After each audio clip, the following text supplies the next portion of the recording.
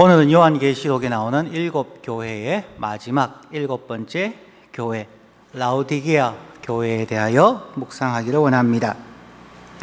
라오디게아라고 하는 단어의 뜻은 오래된 요새, 아주 오래된 튼튼한 성곽의 요새라는 그런 뜻입니다. 지도에서 있는 것처럼 라오디게아는 동쪽에서부터 서쪽으로 거의 일직선처럼 이어져 있습니다. 라오디게아는 동서로 이어지는 무역로와 에베소가 큰 항구 도시이기에 거기로부터는 많은 무역품들을 동쪽으로 가게 하는 동서의 무역로와 그 다음 버가모부터 시작해서 두아디라, 사데, 빌라델비아로 이어지는 큰 협곡을 통하여서 육로를 통하여서 남북이 이어지는 교통로에 위치하고 있었습니다. 이 라오디게아는 BC 3세기 중반에 총독 안티오커스가 그의 아내의 이름이었던 라오디게라고 하는 그의 아내의 이름을 도시 이름으로 붙여서 라오디게아라고 붙였다 합니다. 이 지역은 로마 지대 소아시아, 그 당시로는 프리지아라고 했던 이 터키 지역에서 가장 부유한 도시였습니다. 협곡의 비옥한 토지로 인하여서 양을 치는 훌륭한 목초지들이 제공되어졌고 그 도시는 양털로 만든 고급 옷들로 인하여서 매우 부유했던 도시입니다. 농업과 상업의 발달로 인하여서 은행을 포함한 금융업이 발달하였던 지역이기도 합니다. 이 라오디게아는 특별히 의학이 매우 발달한 도시였습니다. 라오디게아에 많은 의사들이 있었고 BC 330년부터 250년까지 가장 유명했던 의사였던 헤로필로스라고 하는 의사의 문화에서 의료에 대해서 배우고 많은 의사들이 배출되어져 있었습니다. 이 라오디게아 지역에는 요즘 말로 하면 많은 의학 연구소와 의약품 공장들이 있었습니다. 그 중에서 크게 두 가지 유명한 것이 있었다면 귀가 아플 때에 그 귀의 고통을 없애주는 향료를 넣은 통증약, 진통제가 첫 번째로 유명하였고 두 번째는 눈이 아픈 사람들 위하여서 눈에 바르는 고약과 같은 안약이 매우 유행하였습니다. 매우 유명했습니다. 그래서 이 라오디게아는 내륙 지역이었기 때문에 오늘날 마치 황사처럼 그러한 공기도 혼탁했을 뿐만 아니라 물도 매우 깨끗하지 못한 지역이었기 때문에 수많은 질병들이 많았던 지역입니다. 이 라오디게아 지역에서 북쪽으로 6마일쯤 올라가면은 히에라폴리스라고 하는 유명한 도시가 하나 있습니다. 도시는 적지만 그곳에는 뜨거운 온천이 많이 나서 온천 휴양지로 유명했던 히에라폴리스가 있습니다. 이 히에라폴리스에서 뜨거운 물들이 솟아나서 온천을 하고 그것이 강을 따라서 쭉 내려오면서 라오디게아 도시의 중심부를 통과하고 이곳에서 조금 밑에 보면은 골로세라고 하는 도시가 있습니다. 골로세로 그 강물이 흘러 들어갑니다. 그런데 지역적으로 보면 뜨거운 히에라폴리스의 그 뜨거운 온천수가 6마일을 흘러내려오니까 자연 상태에서 내려오기 때문에 그 물이 점점 식어집니다. 식어서 물이 미지근하게 내려오게 되고 미지근한 물이 라오디게아 도심을 통과해서 다시 골로세로 내려가면은 골로세 지역에서는 이미 다 식어서 매우 차고 깨끗한 물이 되어집니다. 그러니까 지역적으로 히에라폴리스에서부터 골로세로 흐르는 그 과정 속에서 물이 매우 미지근한 그러한 마실 수도 없고 농업이나 생활 용수로도 쓸 수 없는 강이 라오디게아 지역을 흘러가고 있었다는 것입니다. 그러므로 라오디게아의 강물은 뜨겁고 약해와 좋은 히에라폴리스의 물이나 차고 깨끗한 골로새의 물과 비교되어지는 매우 미지근하고 질병을 유발하는 물이었습니다. 성경을 읽으면서 그런 생각을 하게 됩니다.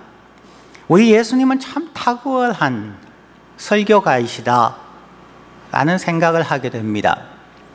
예수님께서 설교를 하시는 모습들을 복음서에서 보게 되면은 항상 청중들의 삶 가운데서 설교의 소재를 뽑습니다. 백성들이 많이 들판에 있을 때에는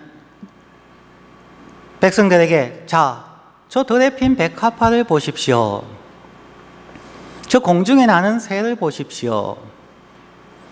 예수님의 설교는 대부분 그 청중들, 군중들이 쉽게 보고 듣고 경험할 수 있는 그러한 소재에서부터 진리의 말씀을 증거하셨다는 것입니다. 예수님은 어떤 철학적이고 사변적이고 추상적이고 이런 단어를 사용하지 않았다는 것을 볼 수가 있습니다. 지금 7교회를 바라보면서도 7교회에 주어진 예수님의 말씀, 그 예수님의 말씀을 사도 요한이 편지로 작성해서 보내는 것을 보면은 예수님께서 얼마나 그 지역 사람들이 알고 있는 실제적인 문제를 가지고 얘기하는가 하는 것을 볼 수가 있습니다.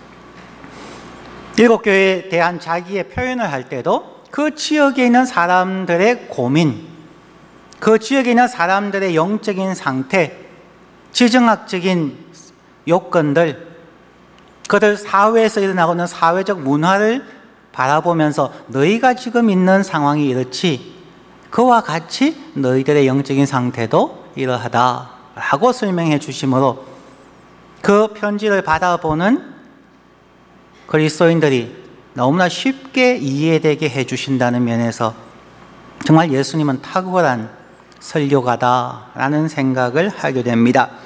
저도 그러한 것을 많이 배웠으면 하는 그러한 소망들이 있습니다.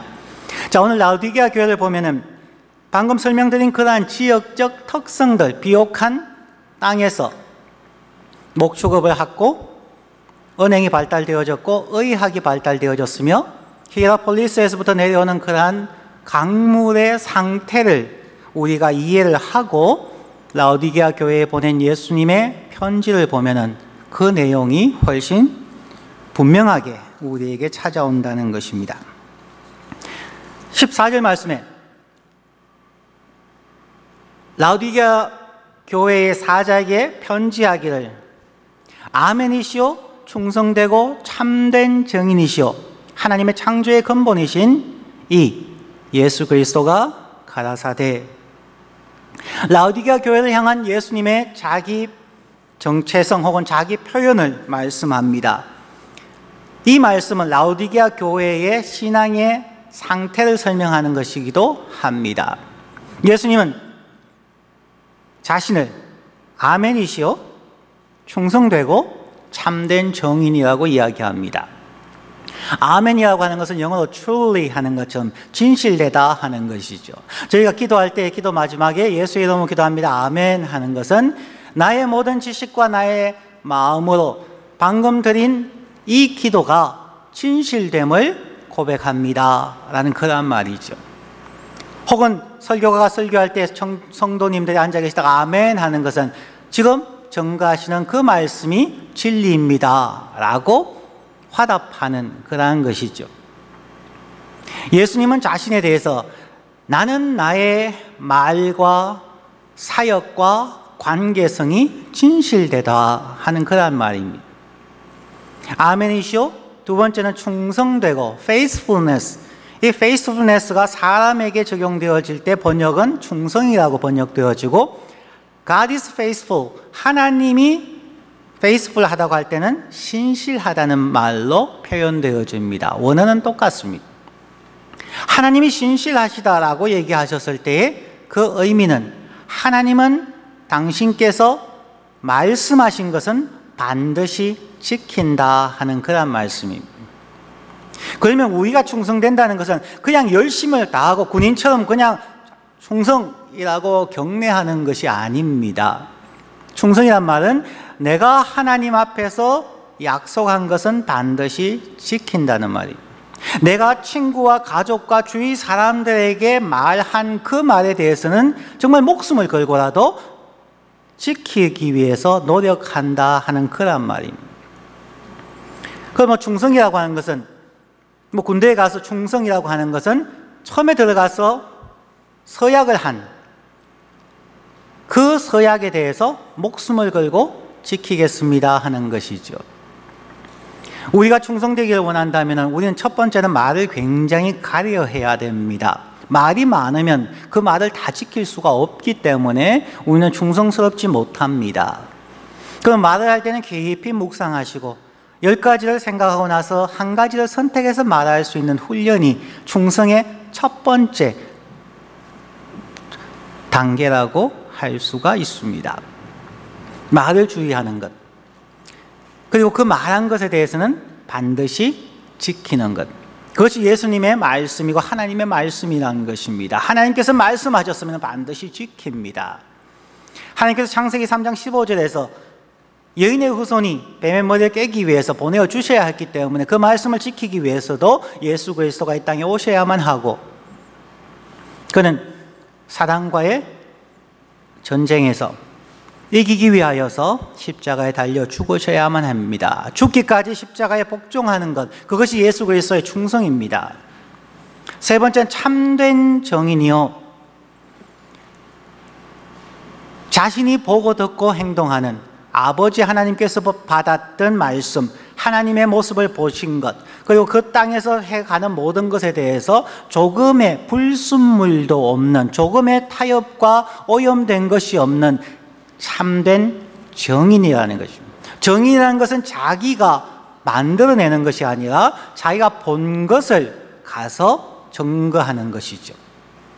법정에서 정인으로 가게 되면은 검사나 변호사가 질문하는 것에 대답하는 것이지 자기가 만들어낼 수는 없습니다.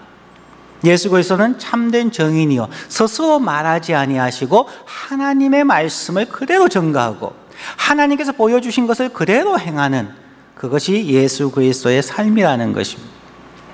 아멘, 충성, 참된 정인이라는 것이 다른 단어이지만 같은 의미입니다.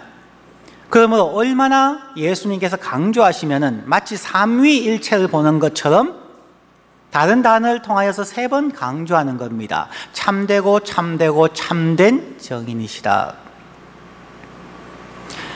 하나님의 창조의 근본이신, 창조하실 때 성부, 성자, 성령 하나님께서 합력하셔서 이 땅을 창조하시고 인간을 창조하신 것처럼 우리가 우리의 형상대로 사람을 만들자고 했을 때에 그 성부, 성자, 성령 하나님이 하나가 되어 창조하신 그 근본의 모습이 예수 그리스도의 모습이라는 것입니다.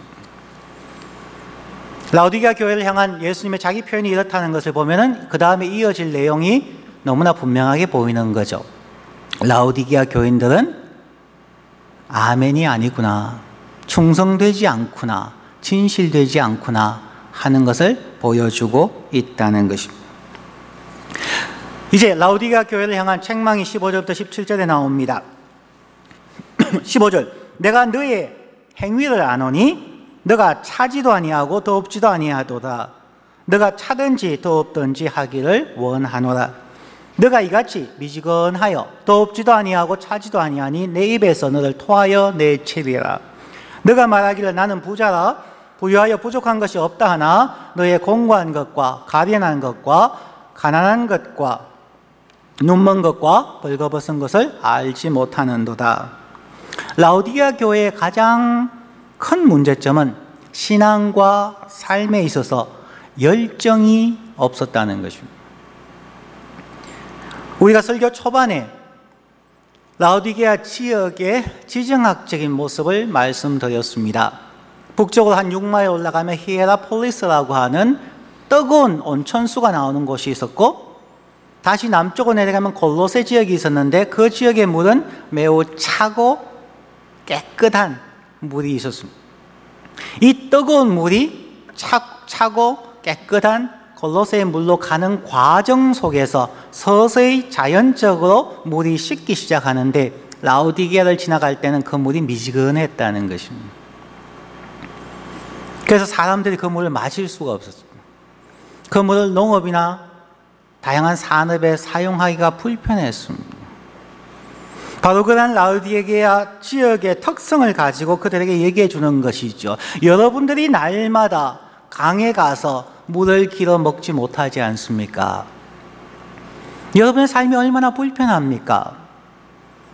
그 물을 먹으려면 다시 끓이든지 아니면 그것을 차게 만드는 또 한 번의 과정을 거쳐야만 여러분이 먹을 수 있고 여러분의 산업에 사용할 수 있지 않습니까? 얼마나 불편합니까? 그것이 미지근한 물의 특징입니다. 라오디게아 교인들의 삶은 세상을 치유하는 뜨거운 온천과 같은 열정도 없었고 골로새와 같이 사람들을 시원하게 해줄 수 있는 냉수와 같은 그리고 사람들을 씻고 그들을 리프레시 할 수 있게 해주는 물도 아니었다. 이게 오늘날 우리 그리스도인들의 교회의 모습이 아닐까 우리에게 적용해 볼 수 있습니다. 라오디게아 도시의 사람들이 라오디게아 중심의 강물을 먹지 못하고 멋모르고 먹었다가는 토해버리는 그런 물과 같이 라오디게아 교인들과 오늘날 교회의 모습이 그렇다는 것입니다. 오늘날 사람들이 혹은 우리 지역에서 어렵고 힘들 때에 혹은 진리를 추구할 때에 사람들이 교회를 찾아가는가? 대부분의 사람들은 교회를 외면하고 있다는 것을 우리는 압니다. 저희들은 예수가 진리고 예수가 유일한 구원의 길이라고 우리는 외치지만 세상 사람들은 외면합니다. 교회 안에 진리가 없다고 교회를 욕하고 교회와 기독교를 토해버리는 그러한 현상이 오늘날 우리들의 주위에서 일어나는 현실입니다. 이민생활 오래 하면서 혹은 유학생활과 주재원과 나그네 길을 걸어가면서 우리는 날마다의 삶과 일주일에 한 번씩 오는 교회의 삶이 너무나 루틴한 형식적인 하나의 관례가 되어가고 있다는 것입니다. 주일날 모여서 예배하는 것이 정말 우리를 감동시키는 것인가? 날마다의 삶에서, 가정에서, 교회에서, 직장에서, 사회에서 살아가는 우리의 삶이 그리스도인으로서의 삶, 세상의 소금과 빛으로서의 희생과 헌신과 열정이 있는 삶인가? 날마다의 우리의 삶에서 그냥 그리스도인이라는 그러한 외형을 유지해 가는 그 상황에서 우리가 멈추어 있지는 않은가? 그러면 예수님께서 말씀하신 바로 그 모습이 되는 것이죠. 회칠한 무덤이라.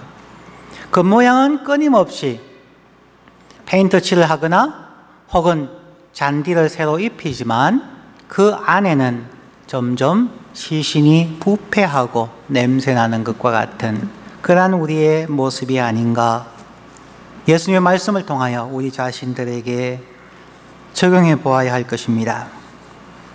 라오디게아 교인들은 농업과 상업으로 매우 부유한 도시에 살았기 때문에 아마 그들은 경제적으로 상당히 부유한 삶이었을 겁니다.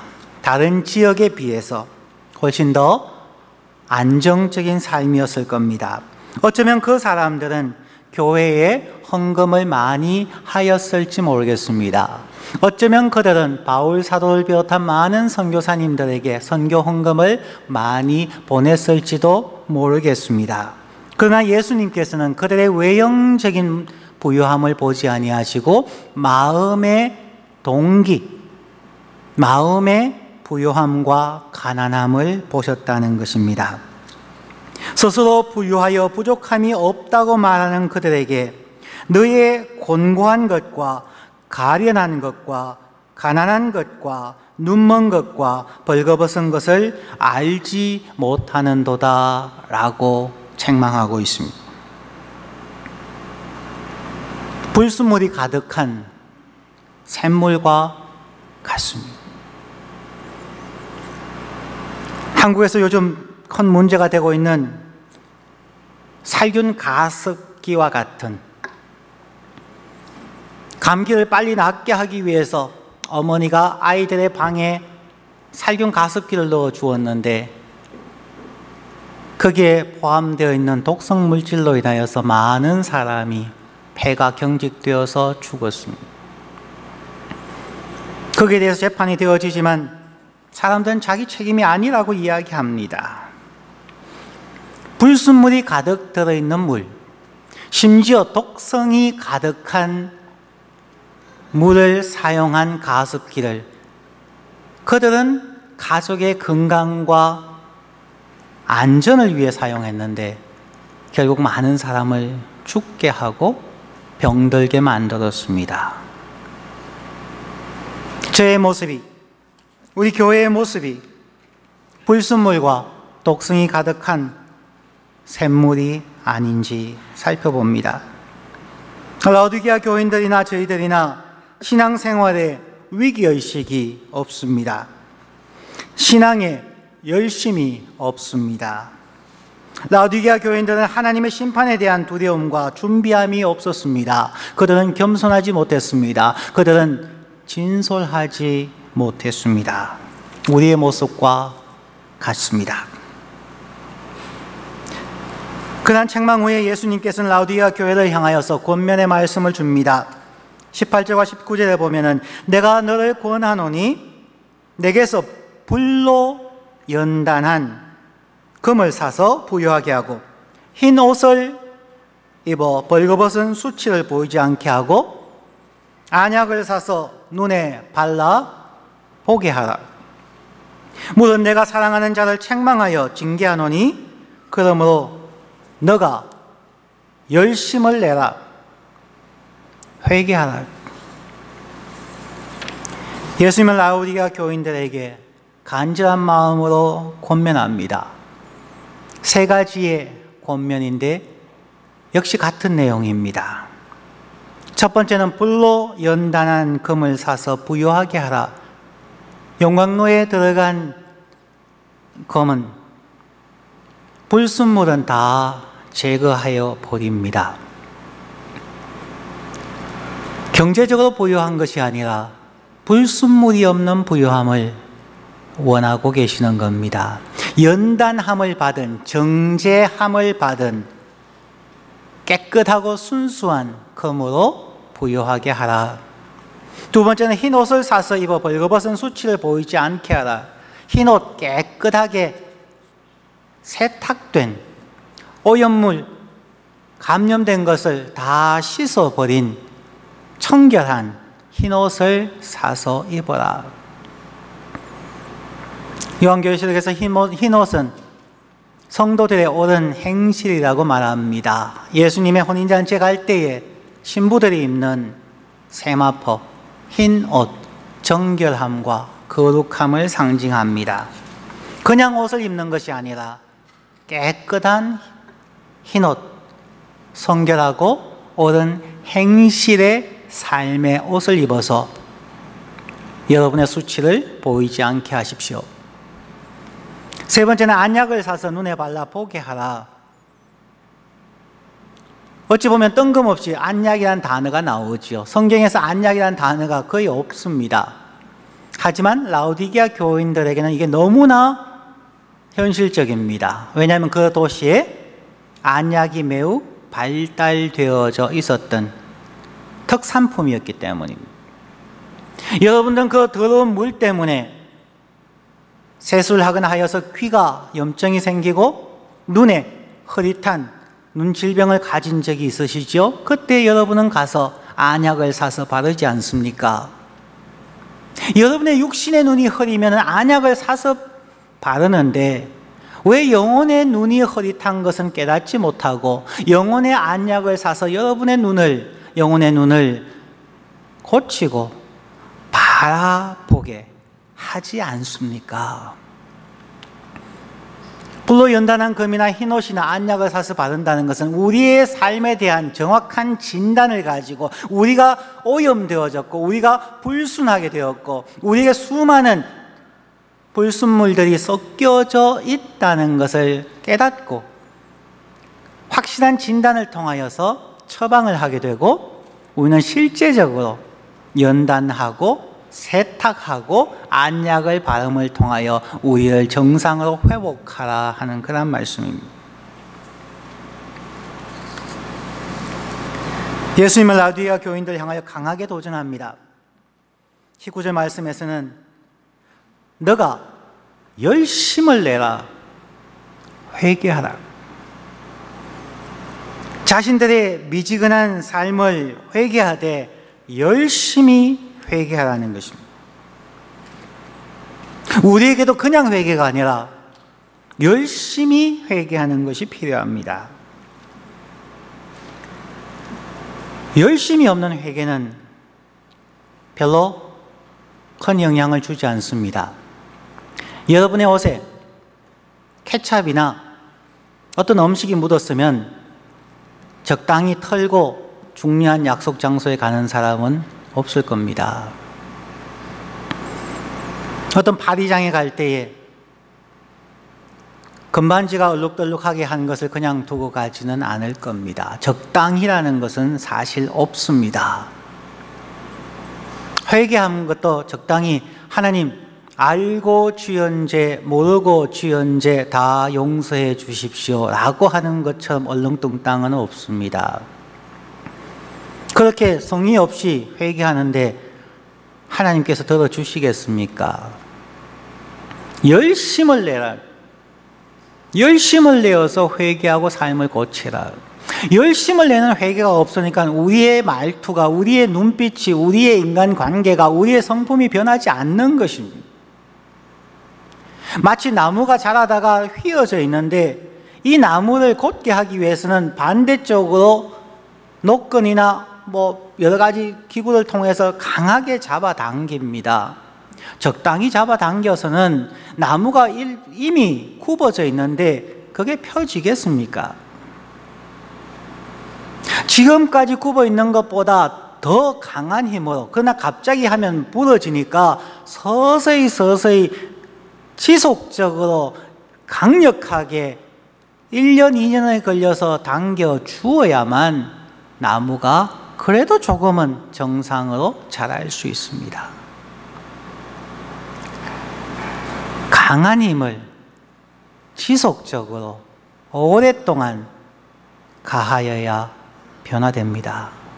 우리 그리스도인들은 너무 쉽게 무릎 꿇고 10분 혹은 길게 하면 30분 동안 눈물 펑펑 흘리면서 회개합니다. 고쳐주십시오. 그래서 바뀔 것 같으면 그건 기독교가 아닙니다. 그런 종교가 무슨 필요가 있겠습니까? 기독교는 과정입니다. 기독교는 수행입니다. 1년, 2년 열심을 다해서 끈질기게 노력해야 바뀝니다.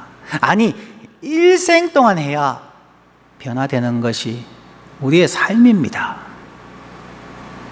열심을 내십시다. 정말 열심을 내십시다. 예수님은 우리 각 사람에게 1대1로 마주 없어서 열심을 내라 회개하라고 말씀하십니다. 예수님은 각 사람의 마음 문을 친히 방문하여 두드리십니다. 요한계시록 3장 20절 오늘 본문에서 볼지어다 내가 문 밖에 서서 두드리노니 누구든지 내 음성을 듣고 문을 열면 내가 그에게로 들어가 그로 더불어 먹고 그는 나로 더불어 먹으리라. 한글 성경의 첫 단어가 볼지어다 라고 나와 있는데 NIV 성경에서는 Here I am. 참 무서운 말입니다. 나 여기 있다 이 말이죠.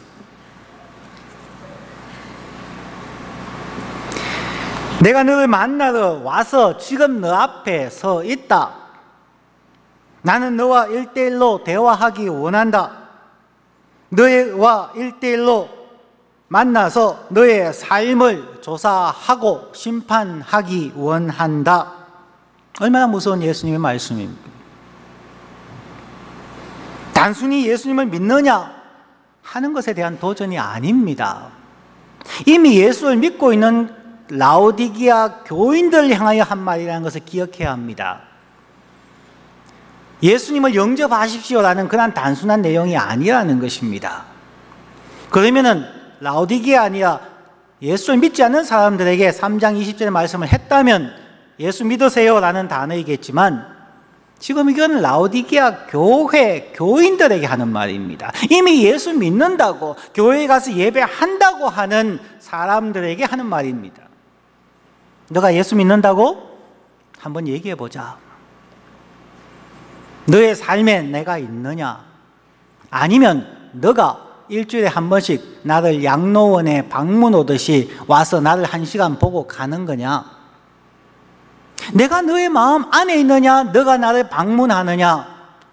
엄청난 차이죠.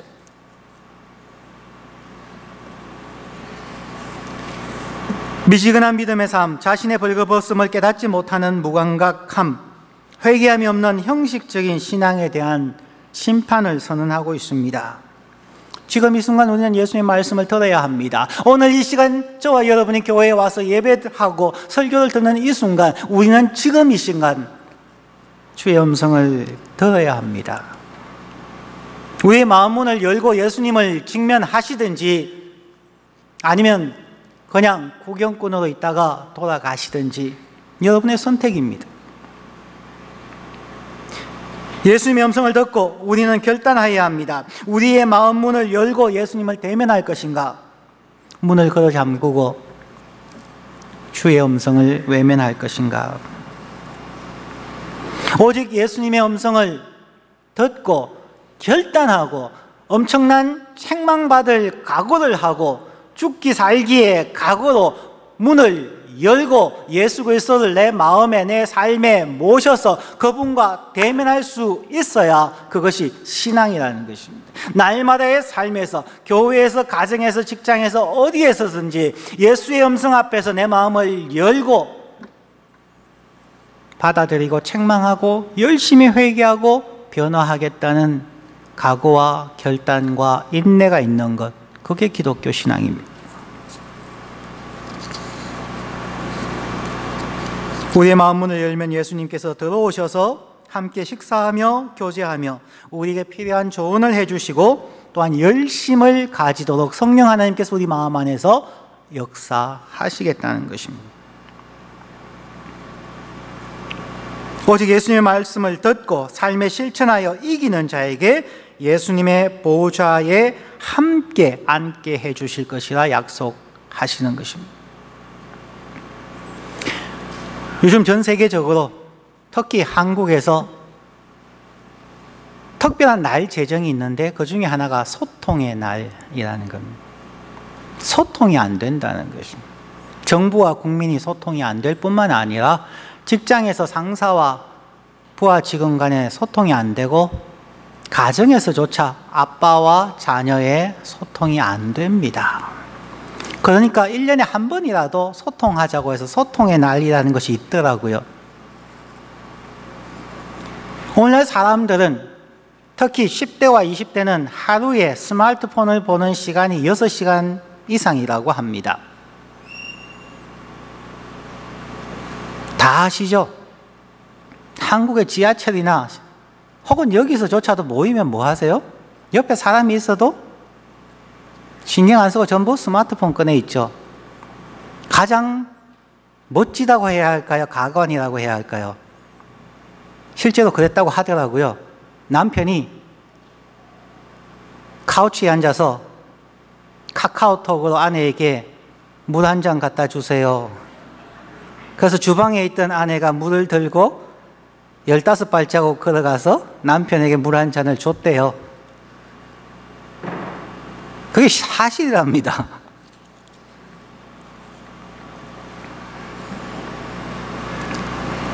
이러한 무소통을 해결하기 위해서 소통의 날을 정하자는 것입니다.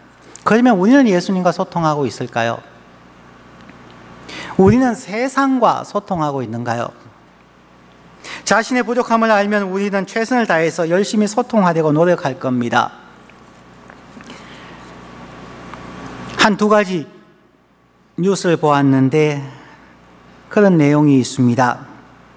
한 사람의 글입니다. 지하철을 타고 이어폰을 끼고 휴대폰만 바라보며 출퇴근하는 똑같은 일상, 무심코 고개를 들어 마주한 장면이 나의 시선을 멈추게 했다. 그리고 귀를 기울이게 했다.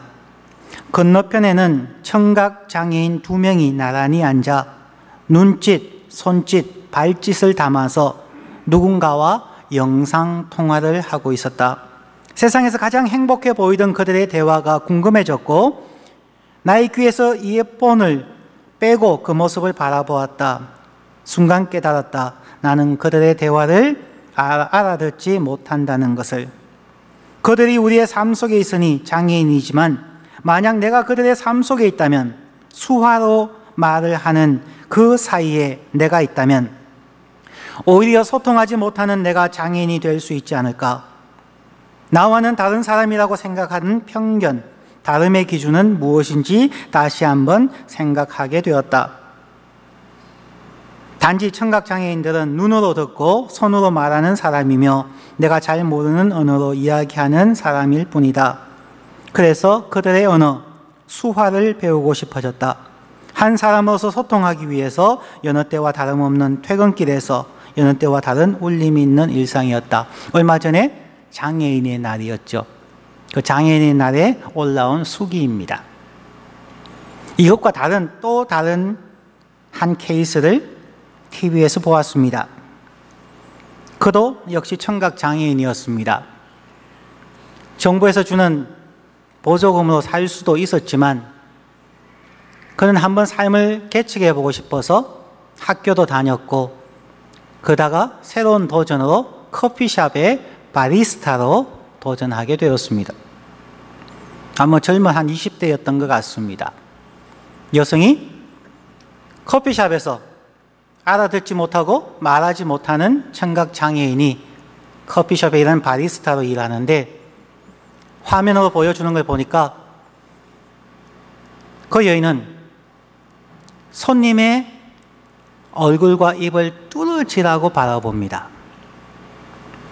손님이 말하는 것을 듣지 못하기 때문에 그의 입모습을 정확히 보아야만 이게 아메리카노를 시키는 건지 라떼를 시키는 건지 알 수 있기 때문에. 그러니까 날마다 이 여인은 일을 마치고 나면은 완전 초죽음이 됩니다. 한순간도 손님의 얼굴, 손님의 입에서 그의 눈을 떼면은 주문을 받을 수가 없기 때문에. 그 모습을 보면서 나름 충격을 받았습니다. 저는 아내와 가족과 대화할 때에 온 신경을 집중해서 상대방의 입과 눈을 보고 있는지. 보통 한국의 아버지들 특징, 식탁에서 뭐 봐요? 옛날엔 신문 봤죠. 요즘은 스마트폰. 우리 교인 중에 어떤 여집사님이 그러시더라고요. 자기 남편은 침대에서 자는 마지막 순간까지 스마트폰을 보다가 푹 잔대요. 누구라고 얘기는 안 하겠습니다. 옆에 누가 있어도요, 눈 마주치지 않아요. 그냥 딴 데 보면서 얘기하는 거죠. 그럼 얼마나 마음, 기분 상하세요? 무시하는 거잖아요. 그런데도 같이 사시는 거 보면 참 대단하세요. 그래서 물어보면 대답이 똑같아요. 포기하고 살아요. 그죠? 그런데 갑자기 그 생각이 났어요. 나는 하나님 앞에 기도할 때에, 나는 하나님의 말씀을 들을 때에 이 청각장애 바리스타처럼 예수의 입을 뚫으시라고 바라보면서 나는 말씀을 읽는가? 예수의 입을 뚫으시라고 바라보면서 나는 기도하고 하나님의 음성을 기대하고 있는가? 우리는 영적인 청각 장애자들입니다. 우리는 영적인 장애인들. 더 심각한 것은 영적인 장애인인데 그 상황을 수용하고 포기하고 그냥 그렇게 살아간다는 거죠. 우리의 신앙생활 또한 그리스도인에서의 일상의 삶에서 차갑지도 아니하고 더웁지도 아니한 미지근해서 토해버릴 것 같은 우리의 신앙생활을 하고 있다는 것입니다. 오늘 요한계시록 7교회에 대한 말씀을 마칩니다. 요한계시록의 7교회와 오늘날 우리들의 교회들의 모습은 매우 닮은 점이 많습니다. 각 교회를 향한 예수님의 자기 소개와 표현들을 우리 교회와 우리들에게 적용해 보기를 원했습니다. 또한 각 교회의 사정을 정확하게 아시고 그들의 일상에서 겪는 삶을 가지고 와서 너가 이런 삶을 살지 너의 신앙 상태도 이와 같다고 정확하게 지적해 주시고 책망하시고 칭찬하시는 내용을 보면서 우리 교회를 향한 예수님의 책망과 칭찬은 무엇일까를 고민해 보기를 원했습니다. 매주일 형식적으로 예배하는 것이 아니라 매 순간 우리를 자세히 알고 다가와 대화하시기를 원하시는 그 예수님께 우리의 마음 문을 열고 그분의 입을 뚫어져라 바라보고 귀를 세우는 진솔한 대화가 되기를 원했습니다. 이제는 차지도 더웁지도 아니한 상태에서 그러한 신앙생활과 우리의 성품에서 벗어나서 예수님의 마음과 세상을 따뜻하게 할 수 있는 생수와 같은 물, 사람을 치유하는 온천과 같은 뜨거움이 있든지 사람의 갈증을 해결해주는 차갑고 깨끗한 물이 되든지 우리의 신앙이 변화되어지기를 원하면서 7교회의 모습을 다시 한번 여러분들의 삶 속에서 묵상하시고 되뇌어 보시기를 바랍니다. 기도하겠습니다.